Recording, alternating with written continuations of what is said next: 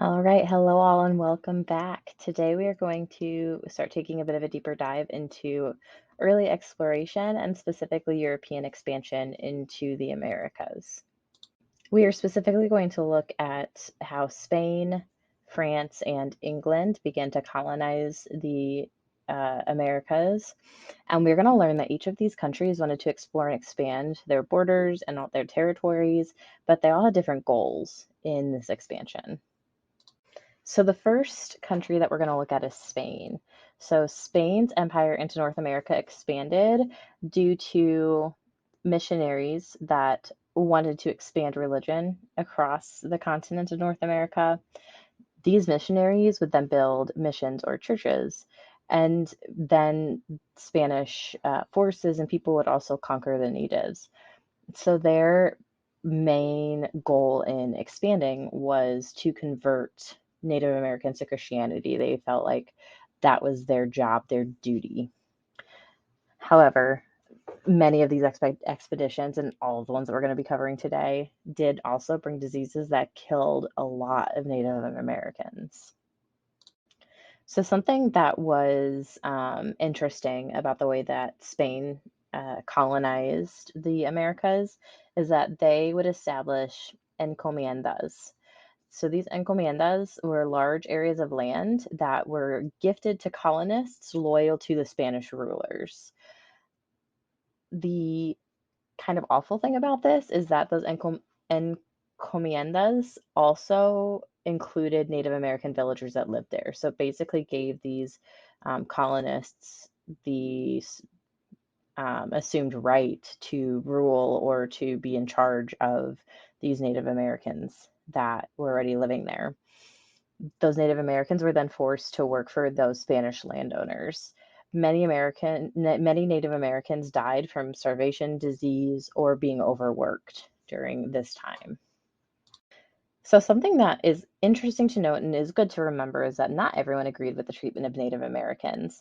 Some missionaries were actually pretty vocal and spoke out against the cruel treatment of Native Americans. Unfortunately, it had very little impact on the rulers and of the people who are making the decisions.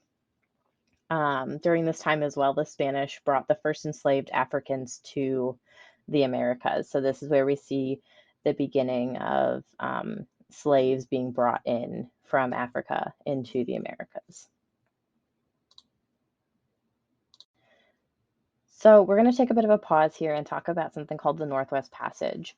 So, while the Spanish's main goal was to convert Native Americans to Christianity, other people like the French and the Dutch were much more interested in trading with Native Americans. People whose primary goal was to trade believed that there was a shortcut to Asia from Europe um, that would allow Europeans to make that trip much quicker and much less costly. So European explorers began to search for this infamous Northwest Passage in the 15th century.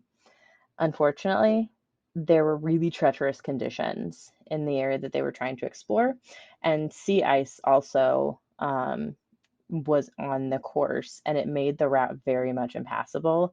And many expeditions failed, sometimes leading to just them turning around and returning back to the country that they came from. But sometimes it ended up in the deaths of the crews that would try to navigate this passage. In fact, this passage wasn't actually successfully navigated until 1906. So the next country that we're going to look at is France. French wanted to settle in America primarily to expand their fur trade and to make money. So the French's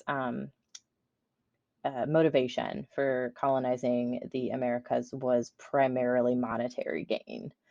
So someone named Samuel de Champlain was the first governor of what they called New France. He actually established pretty friendly relations with several Native American groups who then became allies. So, kind of in contrast to the Spanish, the French worked to befriend and ally themselves with Native Americans instead of enslaving and overworking them. So, desire of the French to befriend these Native Americans actually worked out in their favor. Native Americans would exchange furs for goods such as guns, knives, and blankets, which then, though the French could take back and sell over in Europe and make quite a bit of money. Native Americans also taught those fur traders how to hunt, make canoes from birch bark, and use snowshoes.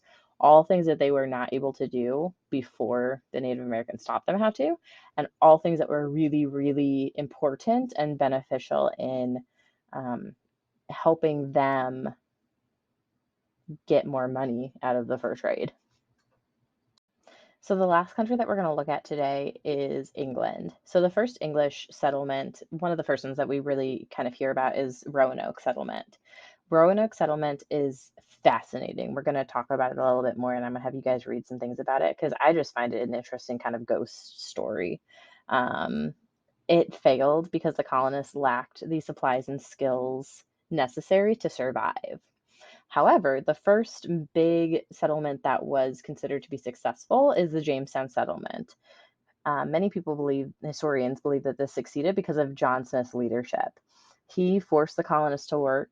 He said, we need to have jobs. We need to do things to ensure our survival. We can't, be lazy and survive and live.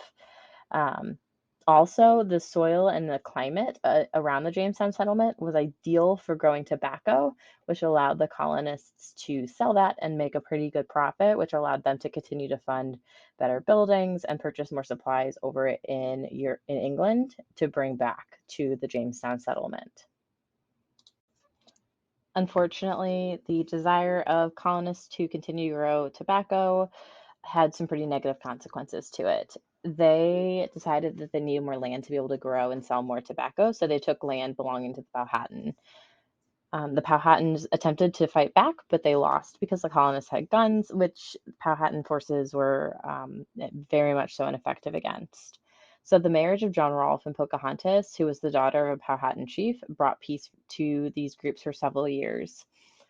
When I say Pocahontas, you might think of the Disney movie, but Pocahontas' story is actually, as you might be able to guess at this point, much more sad than Disney would had spoken about. She was somewhere around 16 or 17, as far as we can tell, whenever her and John Rolfe were married. They had a kid together, and then they moved back over to England, and Pocahontas actually died around the age of 20 or 21. Before John Rolfe and Pocahontas were married, Pocahontas was actually a captive, and was captive for about a year of the Jamestown colonists. Um, and in that time, she was converted over into Christianity and baptized, and many historians believe that that's why Pocahontas and John Rolfe were allowed to marry, because she had converted. So before we saw a lot of slaves brought over from Africa, um, early English colonists still needed people to work the land. So they had people called indentured servants. These were people who were very, oftentimes very poor, who were unable to afford their travel expenses. So they were paid by a merchant company. This merchant company would then sell that contract to wealthy landowners over in North America, who would make the indentured servant work for 5 to 7 years or so in the tobacco fields. After those 5 to 7 years, the indentured servants were given land and some supplies to start farms of their own, and often would then make a deal with the same merchant company to get indentured servants of their own, and then the cycle would continue. So something that is important to note, because it's going to become much more important, possibly next lesson, definitely the lesson after that, is that the political traditions of England were still definitely followed in the Americas. A group called the House of Burgess made laws for the colony. And one of the traditions that they very much upheld was the idea that only white men who own land could vote, which was really a very small portion of the population. So the first English colonies had a lot of issues with them. There were a lot of challenges that early settlers faced. For example, they had to learn how to grow food. They had to establish Native American relationships, which were really difficult to establish at times. They also had some pretty big differences in the climate and the weather from what they were used to, and those were things that they had to overcome. They also had to determine systems to govern themselves, and they also had to grapple with different freedoms, such as the freedoms of religion, voting rights, slavery, and property rights.